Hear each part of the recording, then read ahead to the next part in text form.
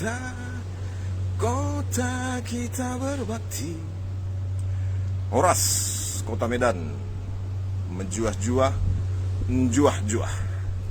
Saya nggak berani menyebut yel-yel dari ini ya, sambutan dari Nias, karena saya memang sudah ketakutan ya, saya sudah fobia terhadap Nias. Orang-orang Nias sudah terbukti ampuh menyebarkan Nias fobia kepada saya, mungkin kepada masyarakat yang lain juga. Jadi begini, saya ingin ceritakan, saya seminggu ini saya sudah diblokir sama Facebook karena laporannya seperti itu. Jadi saat ini saya mau sampaikan kronologis apa yang saya alami sehingga terjadi video yang saya menjadi heboh seperti itu. Dulu saya dikenalkan oleh seseorang, diproyeksikan menjadi seorang wakil ketua Banteng Muda Indonesia Kecamatan Medan Selayang, di mana ketuanya adalah Yami Tema Tirtajaya Laoli. Kemudian Tirtajaya Laoli meng-SMS saya dan akhirnya kami berjanji berjumpa di restoran Jerman di dekat Tasbih. Saya lupa namanya, restoran Jerman di dekat Tasbih di Jalan Setiabudi. Kemudian saya membawa teman saya, seorang teman saya etnis Tionghoa, bukan ini ya, teman saya etnis Tionghoa, ya sahabat saya lah waktu itu kan begitu. Dan kemudian biayanya 700.000 dan dibayar oleh Yami Tema Laoli seperti itu. Saya ingat sekali angkanya.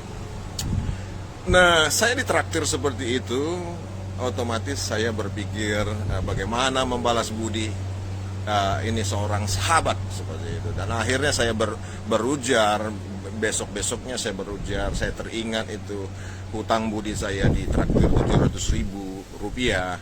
Saya bilang seperti ini, ketua, apakah punya kenalan di Taman Setiabudi Indah di perumahan? Adakah punya relasi? Dan dia bilang, ada bang, Odi Batubara. Waktu itu Sekcam di kantor camat Selayang. Odi Batubara adalah ponakan Yopi Batubara almarhum, yaitu pemilik PT IRA, pengembang perumahan Setiabudi Indah Medan 1 dan 2. Dan akhirnya mereka berjanji, kami bertiga rapat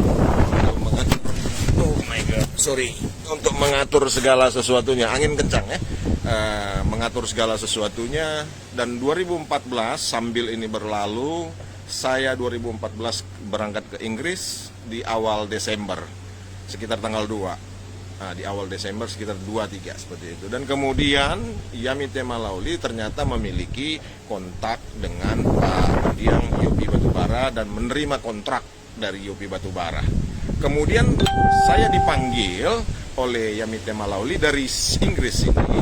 Saya mengerjakannya seperti itu ya, untuk mengeksekusi angkutan sampah, karena profesi saya adalah angkutan sampah swasta, namanya CV Solusi seperti itu. Dan akhirnya karena beliau tidak tahu bagaimana mengeksekusi sampah, akhirnya saya pulang setelah 3 minggu dari sini mengantar anak-anak saya untuk bergabung dengan mamanya yang ambil S3 di sini. Akhirnya saya pulang ke Medan segera 25 Desember untuk mengeksekusi sampah di perumahan Taman Setiabudi Indah Medan 1 dan 2. Saya pulang, saya rekrut orang-orang, saya bangun sistem, termasuk membangun TPA, bekerja sama dengan warga Marga Sembiring ya di Simalingkar B, dan juga ketua PP setempat. Saya nggak mau sebut namanya, ketua pemuda Pancasila seperti itu. Ya, kita bersahabat dengan semua pihak seperti itu. Semua pihak mendapat makanannya masing-masing seperti itu.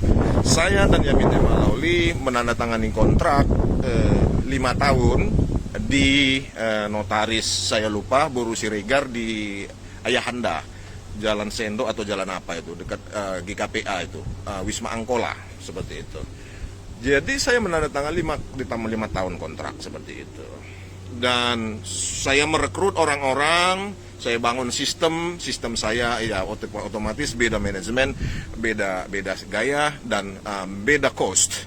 Dan cost yang saya karena manajemen saya ahli di situ, otomatis cost bisa saya perkecil karena memang saya bangun sistem yang bagus dan saya sudah adopsi dari barat waktu saya di Australia dan saya di Inggris.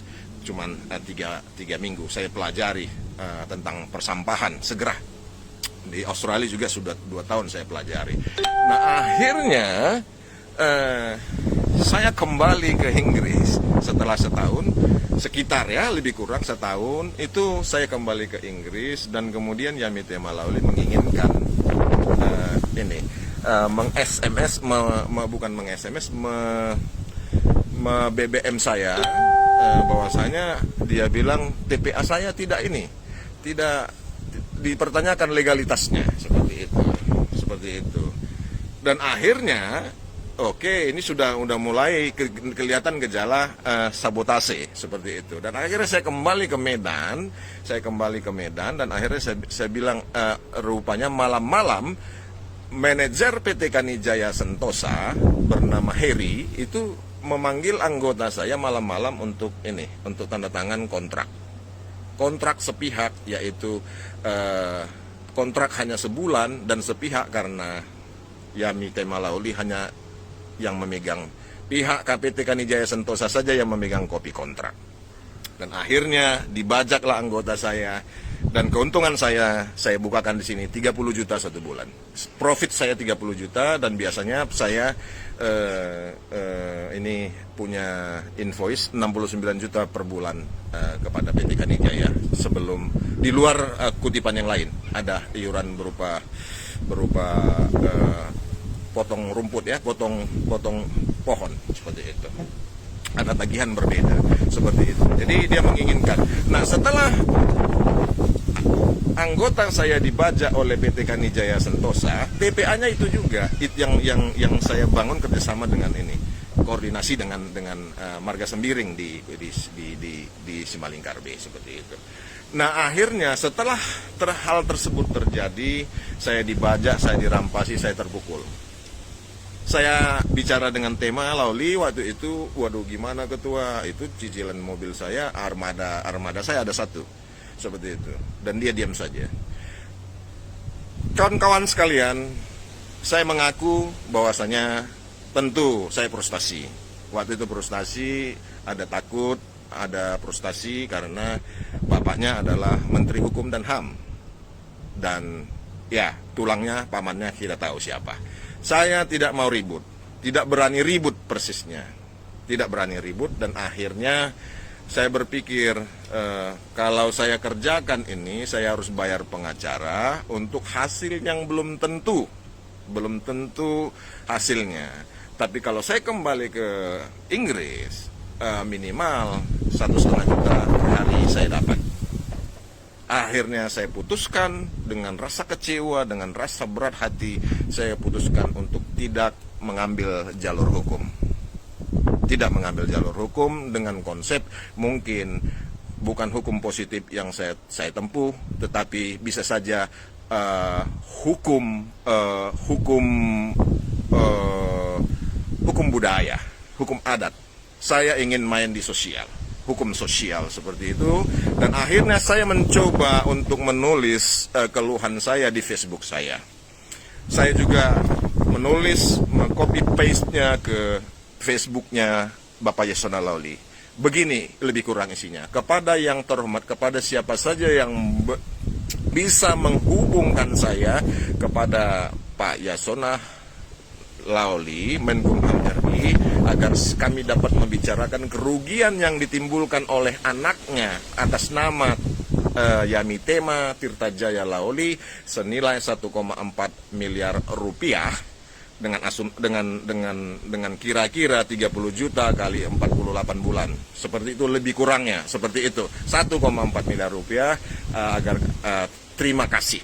Seperti itu dan akhirnya ada yang mengatakan ada orang PNS, orang Nias di Pemkab di Pulau Nias mengatakan dia bisa menghubungkan saya dengan Yasona Lauli dan akhirnya Di akhirnya melalui inbox dia mengatakan pihak Yasona Lawli tidak mengenal saya, pihak keluarga besar Yasona Lawli tidak mengenal saya, seperti itu. Dan saya bilang ini antara damai dan perang. Saya bilang kalau saya siap damai, saya juga siap perang, seperti itu. Artinya perang urat saraf. Tentu ya. Tentu Daud harus punya jarak dengan Goliat. Kalau Daud dengan Goliat tidak punya jarak, Daud pasti mati. Seperti itu. Nah, jadi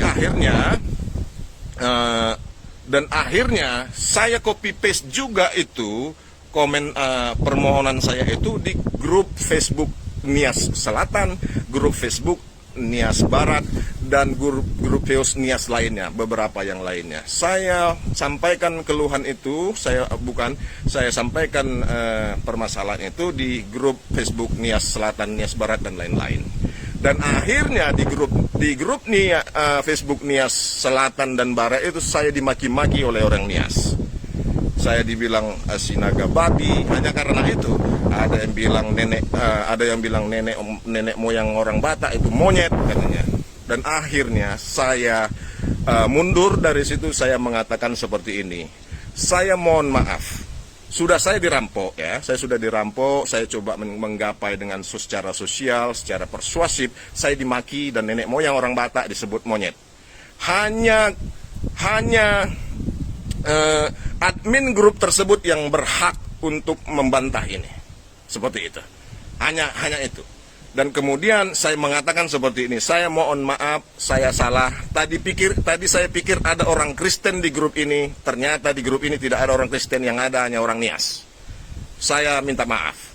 Saya bersalah, saya bilang seperti itu, dan saya dikeluarkan dari grup itu oleh admin pasti dengan sakit hati dan hancur lebur. Karena saya sudah dirampok oleh orang Nias dan kemudian saya dimaki-maki, hanya meminta pertolongan supaya menyelesaikan secara hukum adat, dan akhirnya saya dimaki-maki dan ditendang keluar, seperti itu. Mungkin hal itu membawa ke dalam nurani saya, seperti itu. Begitulah keadaannya sampai suatu saat saya melihat ada kesempatan untuk mendamaikan Ibu Gea dengan, saya lupa itu Marga Ginting itu, saya lupa namanya. Jadi saya berpikir saya mampu memberi 100 juta kepada Ibu Gea untuk uang perdamaian yang dimintanya dari 150 juta, dan Ibu Nur Halimah saya pikir saya bersedia membayar uang sekolah anaknya, keluhan dia, sebelum Ibu Nur Halimah keguguran karena terlalu stres. Itu pasti suami di penjara dan sebagainya, dia pasti stres. Tapi artinya kalau mereka bisa didamaikan seperti itu, diperdamaikan, Ibu Gea bisa dapat 100 juta, itu kan keren. Artinya Ibu Gea bisa membangun hidupnya, sisa hidupnya ke depan dengan 100 juta bisa bisa jadi toke apa begitu. Seperti itu yang pemikiran saya, sangat sederhana seperti itu. Jadi yang mau saya sampaikan, saya sudah dirampoki oleh orang Nias. Kemudian saya dimaki-maki sama orang Nias ketika saya sampaikan hal tersebut untuk minta bantuan. Dan saya dihina, nenek moyang orang Batak dihina sebagai monyet oleh orang Nias di grup Nias Selatan. Kemudian saya minta maaf, dan kemudian saya coba lagi mendamaikan Ibu Gea dan siapa itu, dan si Bro Ginting itu. Tetapi memang saya menceritakan ada kisah cerita saya dengan seseorang memang bertelepon, ada yang mencemaskan budaya tersebut masih dijalankan seperti itu, dan akhirnya saya harus dilapor kepada polisi seperti itu.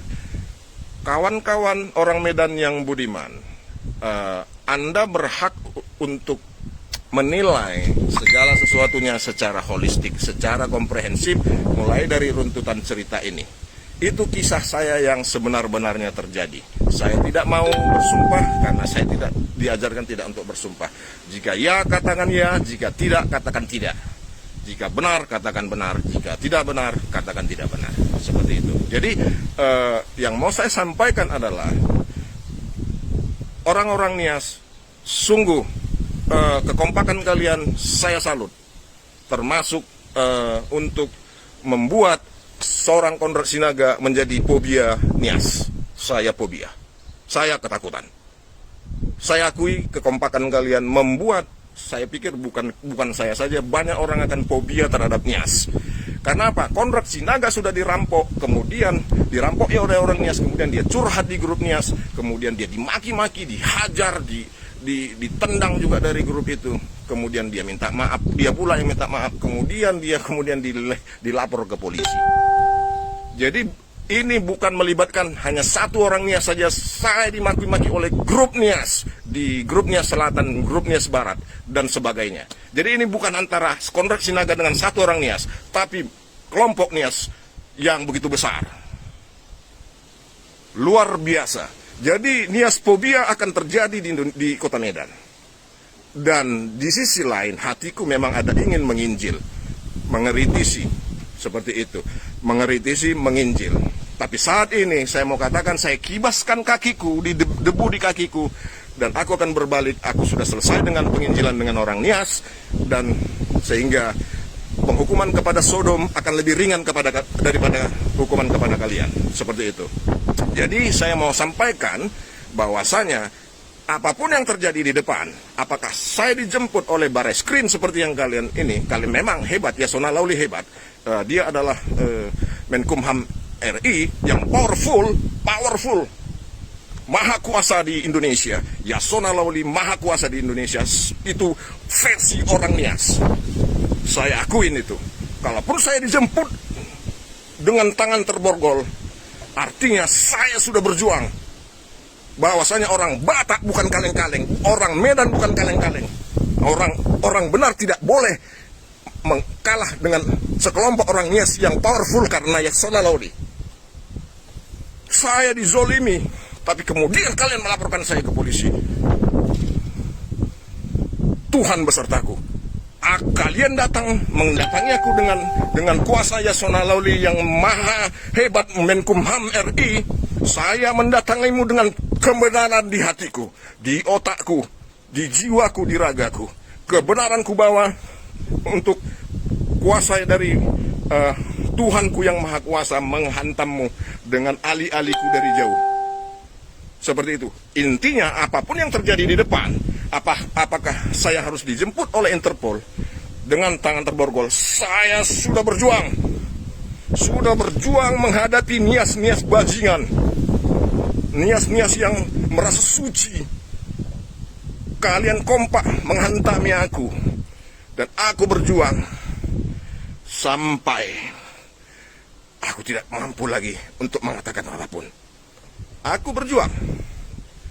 Dan di sisi lain, aku mengucapkan terima kasih kepada orang-orang Nias yang sudah mengerti dan mendukung aku secara inbox. Demikianlah saya sampaikan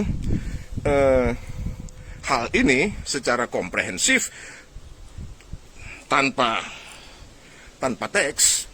Apa yang saya alami, deritaku selama ini ku alami dan ku sampaikan kepada ini. Saya juga udah pernah sampaikan kepada Simon Simanjunta ya. Simon Simanjunta yang staf ahli DPR RI dari PDIP. Saya sudah pernah sampaikan ini karena ini bicara tentang PDIP, tapi ada hubungan dengan PDIP. Tapi Simon Simanjunta, Anda tidak ada respon yang tepat, walaupun kita kawan satu kampus dulu. Ya, saya juga mengecam Anda bahwasanya Anda terlalu ego dan Anda tidak peduli sama teman. Seperti